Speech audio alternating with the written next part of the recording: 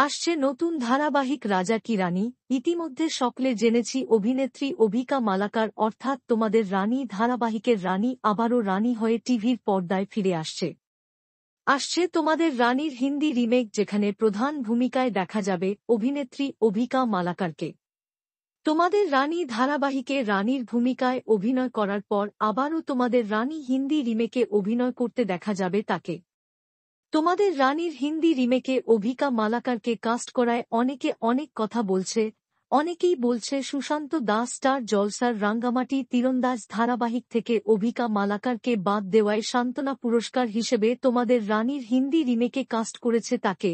সুশান্ত দাস তাদের উদ্দেশ্যে সাফ কথা জানিয়ে দিয়েছে, বলেছে অভিকা মালাকারকে কোন সান্ত্বনা পুরস্কার দেওয়া হচ্ছে না, সে নিজের যোগ্যতা দিয়ে হিন্দি ধারাবাহিকের নায়িকার অধিকার পেয়েছে। তার হিন্দি এবং ইংরেজি উচ্চারণ বাংলার থেকে ভালো সেটা জানত সুশান্ত দাস, তাই তোমাদের রানী হিন্দি রিমেকে সে প্রথমেই অভিকা মালাকারকে বলে। তাই তোমাদের রানীর হিন্দি রিমেকে দেখা যাবে অভিকা মালাকারকে। তবে প্রথমে ধারাবাহিকের নাম মেরি রানী শোনা গেলেও এখন শোনা যাচ্ছে ধারাবাহিকের নাম হবে রাজা কি রানী।